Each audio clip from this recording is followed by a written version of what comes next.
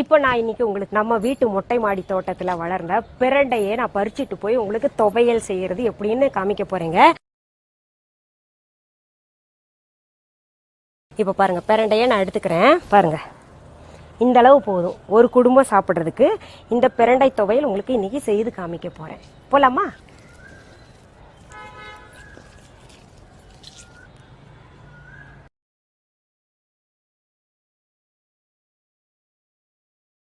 எல்லாருக்கும் வணக்கங்க.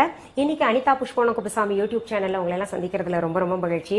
நான் இப்போ மேல இருந்து பிரண்டை பறிச்சுட்டு வந்தேன். பாத்தீங்களா, பிரண்டை பறிக்கும் போது ஒரு சாரி, இப்போ ஒரு சாரி. ஏன்னா அது கொஞ்சம் சிந்தட்டிக்கா இருக்குங்க. நான் அடுப்பு கிட்ட வரும்போது எப்பவுமே காட்டன் சாரி தான் வேர் பண்ணுவேன், அதனால மாத்திட்டு வந்துட்டேங்க. சரி, பிரண்டை துவையல் செய்து காட்டுறதுக்கு முன்னாடி ஒரு விஷயம் சொல்லிக்கிறேன். ஏன்னா நிறைய பேருக்கு தெரியாதனால நான் சொல்லணும். புதுசாக சப்ஸ்கிரைப் பண்ணுறவங்க என்ன பண்ணுங்க, நீங்கள் சப்ஸ்கிரைப் பட்டன் அழுத்தின உடனே பக்கத்தில் கோயில் மணி மாதிரி ஒரு பெல் ஐக்கான் பட்டன் காமிக்கும், அதையும் அழுத்தி விடுங்க. அப்பதான் பார்த்தீங்கன்னா நான் என்னென்ன பதிவுகள் போடுறேனோ அதெல்லாம் உங்களுடைய கவனத்திற்கு வந்து சேரும். சரி, இந்த பிரண்டை துவையல் செய்யறதுக்கு முன்னாடி நான் சில தகவல்கள் சொல்லிக்கிறேன். ஏன்னா நிறைய பேருக்கு இன்னும் புரிய மாட்டேங்குது.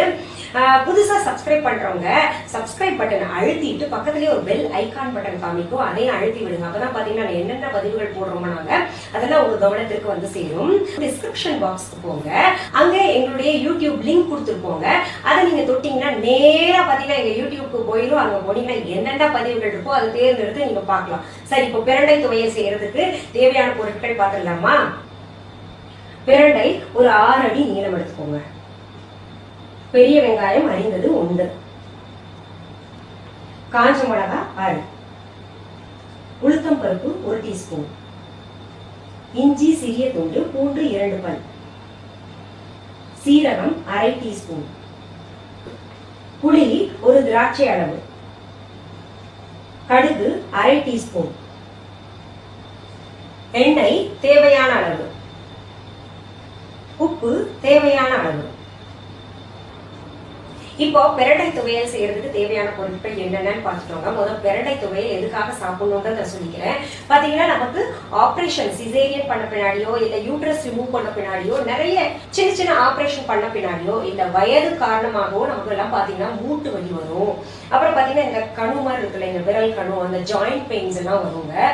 பொதுவாவே போன் பெயின்ஸ் எல்லாம் வரும். குறிப்பா பாத்தீங்கன்னா பெண்கள் ஒரு 35 இல்லாட்டி 40 வயசு ஆனோடனே அவங்க ரெகுலரா எந்த டாக்டர்கிட்ட போறாங்களோ அந்த டாக்டர் போயிட்டு மல்டி விட்டமின் அவங்களாவே கேட்டு எழுதி வாங்கி சாப்பிடணுங்க. ஏன்னா அந்த வயதுல கட்டாயம் எடுத்துக்கணும் எல்லா பெண்களும். ஆனா அந்த விழிப்புணர்வு யாருக்குமே கிடையாது, அதனால யாருமே எடுத்துக்கிறது இல்லை. அதனால பாத்தீங்கன்னா விட்டமின் டிபிஷியன்சினால, கால்சியம் டிபிஷியன்சினால நம்ம போனுக்கு எல்லாம் தேஞ்சு போய்கிட்டே இருக்கும். அதனால அந்த மாதிரி ஆகாம இருக்கணும். நம்ம அடிக்கடி பிரண்டைய உணவுல சேர்த்துக்கணுங்க. அது துவையல் வடிவத்துலதான் நல்லா இருக்கும். வேற எதுவுமே அந்த பிரண்டையில செஞ்சு சாப்பிட முடியாது.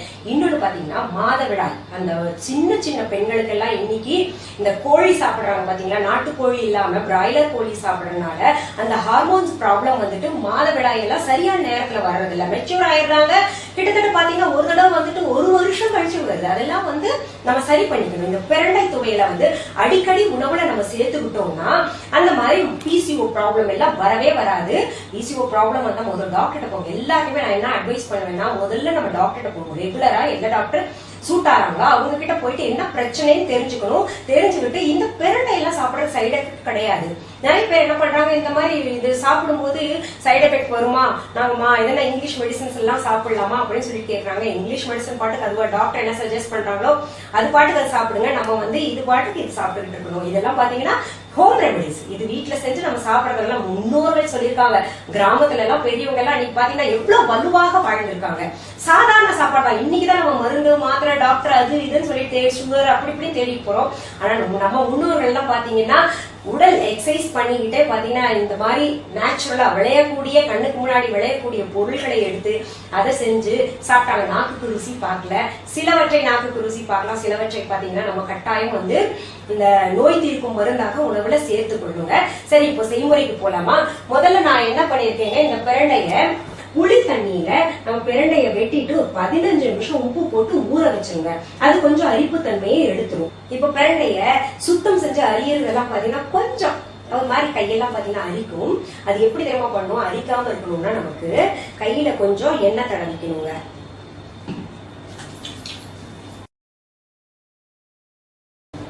பாம்புல தான் தடவிக்கணும். நான் ஏற்கனவே அலசி வச்சிருக்கேங்க. ஃப்ரெஷ் பரண்டன்றனால பார்த்தீங்கன்னா எவ்வளோ எலசா இருக்குமா பாருங்க, ஒரே நாள். இதுவே வந்து நம்ம கொஞ்சம் நாள் பட்டது எடுத்தோம்னா அது என்ன ஆயிடும்னா அந்த தோலெல்லாம் எடுக்கிறது ரொம்ப கஷ்டமா போயிடும். இந்த முருங்காய் இப்படி எடுத்தா இப்படி வரும் உங்க நார், இவ்வளவுதான் எடுக்கணும்னா இவங்க இவ்வளவுதான்.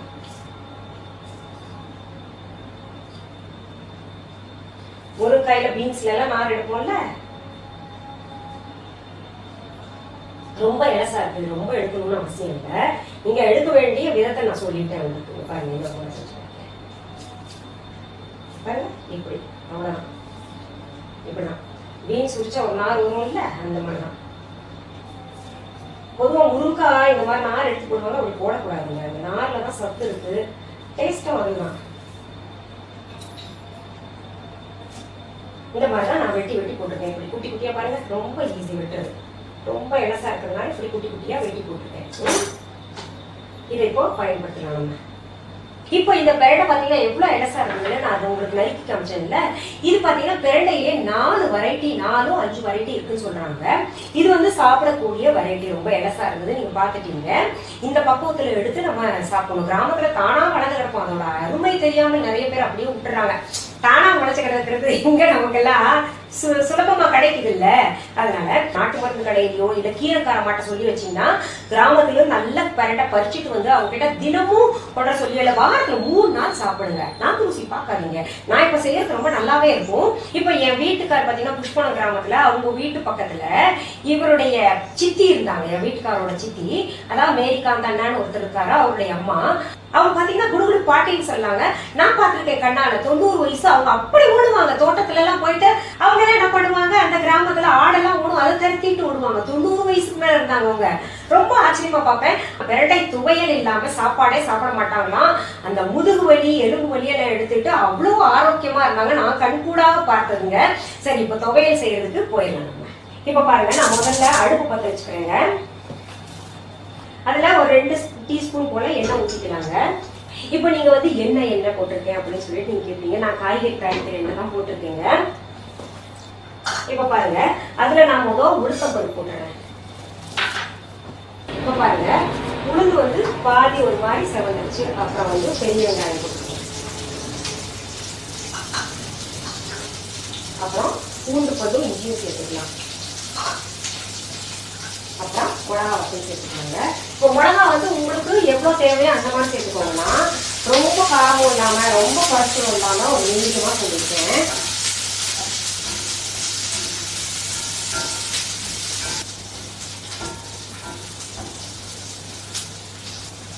இப்போ பாருங்க, அடுத்தது நான் புளி சேர்க்கிறேங்க. அடுத்தது சீரகத்தை சேர்க்கிறேன். அடுத்தது கடுகு சேர்க்கிறேன். என்னது கடுகு தாளிக்கிறதுலாம் சேர்ப்பாங்க, இதுல போய் சேர்க்கலாமா அப்படின்னு நினைப்பீங்க. எப்பவுமே பாத்தீங்கன்னா இப்ப பாத்தீங்கன்னா கடுகு எதுக்கு சேர்த்திருக்கேன்னா, கடுகுல ஒரு காரம் இருக்கும். அதே மாதிரிதான் பிரண்டையும் இருக்கும். ஒரு பழமொழி சொல்லுவாங்கல்ல, முள்ளாலதான் எடுக்கணும்னு சொல்லி. இந்த கடுகு வந்து அந்த பிரண்டையுடைய அந்த காரத்தை கொஞ்சம் தணிக்கும். அதனால நான் இதை சேர்த்திருக்கேங்க. அடுத்தது நம்ம பிரண்டை சேர்க்க போறோம்.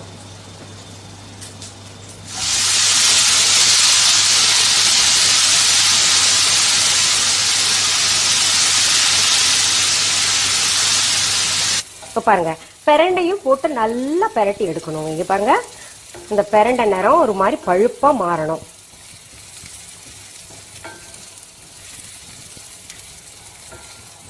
இதுல இப்போ உப்பு தேவையான அளவு சேர்த்துக்கலாங்க. நான் என்ன பண்ணிருக்கேன், அந்த புளி தண்ணி இருக்கு இல்லையா, அதுல கொஞ்சம் உப்பு போட்டிருந்தேன். அதனால ஆல்ரெடி அதுல கொஞ்சம் இருக்கும், நம்ம உப்பு பார்த்து சேர்த்துக்கலாங்க. இது அடிக்கடி நீங்க வந்து உணவுல சேர்த்துக்கோங்க, அவ்வளோ நல்லதுங்க. ஏன்னா பூண்டு இருக்கு, இதுல கேஸ் எடுக்கிறதுக்கு, இஞ்சி இருக்கு, நமக்கு உடல் வலியை எடுக்கிறதுக்கு. அப்புறம் பிரண்டை பாத்தீங்கன்னா ஜாயிண்ட் பெயின்ஸ் எடுக்கும், ரொம்ப நல்லா இருக்கும். தயிர் சாதத்து கூட சாப்பிடவோ இல்லை இதோடைய. இப்ப பாருங்க, நான் அடுப்பு அணைச்சிட்டேன். சரியான பக்குவத்துல இருக்கு, எல்லாமே சரியா வதக்கி இருக்கோம். நம்ம அடுப்பு விட்டு இறக்கிடலாம். எப்படின்னா அந்த இதுல இருக்கிற சூடு இருக்குல்ல, அதுவும் இருந்துட்டு கொஞ்ச நேரத்துல அது இன்னும் கொஞ்சம் வதங்கிடும்ல தானா. இப்ப பாத்தீங்கன்னா எங்க மாடி தோட்டம் போட்டோம் இல்லையா, அதை பத்தி எனக்கு பதில் சொல்லவே முடியலீங்க. உண்மையாலுமே எல்லாருக்கும் ரொம்ப ரொம்ப பிடிச்சிருக்கு. உங்களுக்கு மட்டும் எப்படிங்க வருது அப்படின்னு சொல்லிட்டு உண்மையா சொல்றேங்க. அந்த மாடி தோட்டத்தை பராமரிப்பவர் யார் என்றால் திரு புஷ்பவனம் குப்புசாமி என் கணவர் தான் பராமரிக்கிறாருங்க. அது ஒரு சிலர் கேட்டிருந்தாங்க, எப்படி அது ஆரம்பிச்சீங்க, அதுக்கு வயசு என்ன ஆகுது? மாடி தோட்டத்துக்கு கிட்டத்தட்ட வயசு பாத்தீங்கன்னா 24-25 வயசு ஆயிடுச்சுங்க. எப்படி ஆரம்பிச்சோம்னா, கல்யாணம் ஆன புதுசுல புஷ்பவனத்துக்கு போனோங்க. என் வீட்டுக்கார் எனக்கு பூ வாங்கணும் அப்படின்னு சொல்லிட்டு கடைக்கு போனாரு. ஏன்னா ஊரே புஷ்பவனம், அந்த ஊர்ல பாத்தீங்கன்னா நிறைய பூ இருக்கும். போனாரு, போயிட்டு அப்படியே கொஞ்சம் முகம் வாடிட்டு வந்தாரு.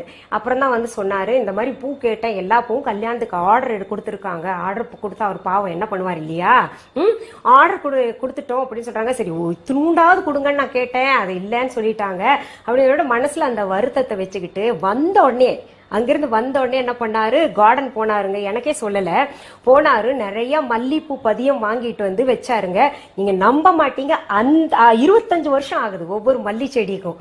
அப்படியே அதுல இருந்தே பதியம் எடுத்து வச்சுங்க. இன்னைக்கு கிட்டத்தட்ட என்கிட்ட மல்லி செடி தொட்டி மட்டும் பாத்தீங்கன்னா உங்களுக்கு கொஞ்சம் தான் காமிச்சேன். அதுக்கு மேல அவருக்கு தூக்கி எறி இருக்கே மனசு இல்ல. அதனால அந்த பில்டிங் மேல சைடு கார்னர்ஸ்ல எல்லாம் வச்சிருக்காரு. முழுமையான தோட்டம் காமிக்கல, நான் காமிக்க நேரம் இல்ல. ஏன்னா என் வீட்டுக்காருக்கு அன்னைக்கு அவருடைய பாடல்கள் மேல ஆராய்ச்சி செய்யறதுக்கு MOP வைஷ்ணவா காலேஜ் பொண்ணுங்க ரொம்ப நேரமா காத்திருந்தாங்க. அதனால அதை எடுத்துட்டு வர்றதுக்கு கொஞ்சம் தான் எடுத்துட்டு வந்திருக்கேன். இன்னும் நிறைய பாருங்க, உங்களுக்கு போக போக என்னுடைய தோட்டத்தை பத்தி இன்னும் பாதி இருக்கு, அதை காமிக்கிறேன். நான் உங்களுக்கு பதியம் போடுறது கட்டாயம் காமிப்பேங்க. எங்கெங்க என்னென்ன வாங்கணும்ன்றது, என்ன உரம் போடணும்ன்றதெல்லாம் போக போக நாங்க சொல்லி தரோம் உங்களுக்கு. அந்த ஒவ்வொரு மல்லி செடிக்கும் பாத்தீங்கன்னா 25 வருஷம் வயசு. அது 25 வயசு ஆயிடுச்சுங்க. அவரு ஆரம்பிச்சாரு. எனக்கு ஆரம்பத்துல அவ்வளவு ஈடுபாடு இல்லாம இருந்தது. அப்புறம் போக போக பார்க்க எனக்கும் ரொம்ப அதுல மனசு என்னமோ ரொம்ப மகிழ்ச்சி கிடைச்சதுங்க. அப்புறம் எனக்கு மூலிகை மேல என்னமோ ரொம்ப ஒரு ஈடுபாடு வந்தது. மூலிகை பத்தி அறிய எனக்கு அது மேல ஈடுபாடு வந்துட்டு, காய்கறியை காட்டிலும் இன்னைக்கு மூலிகை போட்டுக்கிட்டு இருக்கோம். சாமிக்கெல்லாம் பூ கிடைக்குது, எனக்கு ரொம்ப மகிழ்ச்சியா இருக்கு. நீங்க எல்லாம் பார்த்து ரொம்ப சந்தோஷப்பட்டீங்க. திரும்ப நீங்க மகிழ்ச்சி அடைகிறீங்க. அதாவது நீங்க என்ன சொல்றீங்கன்னா, நாங்களே ஒரு கிராமத்துக்கு போன மாதிரி எங்களுக்கு அது பார்த்தோன்னா நிறைய பேர் போட்டிருக்காங்க. எனக்கு ரொம்ப மகிழ்ச்சியா இருந்தது. அதை பார்த்தோன்னா ரிலாக்ஸா இருக்கு மேடம், என்னமோ தெரியல, டென்ஷனா இருந்தோம் நாங்க, அதை பார்த்தோம் ரிலாக்ஸா ஃபீல் பண்றோம் அப்படின்றாங்க. உங்களுக்கு அந்த ரிலாக்ஸேஷன் கிடைக்குதுன்னா நிச்சயமா, ஏன்னா ரிலாக்ஸேஷன் தான் லைஃப்ல பாத்தீங்கன்னா நமக்கு ஆரோக்கியத்தை வைக்கும். அந்த ரிலாக்ஸேஷன் உங்களுக்கு கிடைக்குதுன்னா நீங்க சொல்ற வரைக்கும், வேண்டான்னு சொல்ற வரைக்கும் நான் என் தோட்டத்தை காமிச்சுக்கிட்டு இருக்கேங்க. சரி, இப்போ இது ஆறிடுச்சு, இது அரைக்கலாமா? இதுல என்னன்னா, எனக்கு சில சமயம் கோவம் வருங்க. என்னென்ன நேரத்துக்கு சாப்பிடாம அந்த தோட்டத்துக்குள்ளேயே உட்காந்துருப்பாரு. வெயில், அவ்வளவு வெயில் சுல்லுன்னு இருக்கும். ஆனா கூட அங்க போய் உட்காந்துப்பாரு, தண்ணி ஊத்துவாரு, அப்படியே வருடி கொடுப்பாரு, அது காயாம பாத்துப்பாரு. நாங்க எங்கேயாவது வெளியூர் கச்சேரிக்கு போயிட்டு வந்தோம்னா எனக்கு சொல்லுவோம், என் பிள்ளைங்க கூட சொல்லுவாங்க, நான் கூட சொல்லுவேன், பிள்ளைங்களை பார்க்காம ஓடுறீங்களே, மேல போய் நீங்க தொட்டியை பாக்குறீங்களே அப்படின்னு சொல்லிட்டு. எனக்கு அதை பார்க்காம இருக்க முடியாது, என்னாச்சோ ஏதாச்சோன்னு சொல்லிட்டு பதறி போவாரு. அவ்வளவு செடிகளை நேசிக்கிறாரு. ஊருக்கு போனா கூட கிராமத்துல சும்மாவே இருக்க மாட்டாருங்க. அவ்வளவுதான். அதாவது இவர் தானா அவரு அப்படின்னு சொல்லிட்டு நீங்க எல்லாம் ஆச்சரியப்படுவீங்க. மேடையில கம்பீரமா உட்காந்து பாடக்கூடிய இவர் தானா அவரு அப்படின்னு சொல்லிட்டு நினைப்பீங்க. அவ்வளவு சர்வசாதாரணமாக பாத்தீங்கன்னா ஒரு துண்டை தோல் மேல போட்டு மண் வெட்டி எடுத்துட்டு கிளம்பிடுவாரு. இடத்த சும்மாவே விட மாட்டாரு. என்னென்ன செடிகளை நட்டு வச்சிருக்காங்கன்னு நான் புஷ்பவனத்துக்கு போறேன், அது உங்களுக்கு எடுத்து காமிப்பேன், அப்பதான் புரியும் என்னென்ன செடி அவர் நட்டு வச்சது எப்படி வந்திருக்கு அப்படின்னு சொல்லிட்டு. சரி, இப்போ அதை அரைச்சிடலாங்களா? இப்ப பாருங்க, அரைச்சதை பார்க்கலாம். பாருங்க, நல்ல மனம் வருதுங்கப்பா. இந்த உளுத்தம் பருப்பெல்லாம் சேர்த்துருக்கோம்ல, நல்ல மனம். இப்போ பெரண்டை சென்னையில இருக்கிறவங்களுக்கு, இல்ல சிட்டில பெரிய டவுன்ல இருக்கிறவங்களுக்கு பெரண்டை கிடைக்கிறது கஷ்டம். கிராமத்துல இல்ல சின்ன டவுன்ல எல்லாம் கிடைச்சிரும். இந்த வேலியோரமா காய்ச்சி கிடக்குங்க. அதுக்கு என்ன பண்ணும், கீரைக்கார மாட்டை கொஞ்சம் சொல்லி வச்சுக்கிட்டு ஒரு கிட்டத்தட்ட ஒரு 4-5 நாளைக்கு சேர்த்து அரைச்சு வச்சுக்கோங்க. கொஞ்சம் அதிகமாவே சேர்த்து அரைச்சு வச்சுக்கோங்க. அது என்னன்னா உங்களுக்கு 3 நாளாவது குறைஞ்சது சாப்பிடுங்க.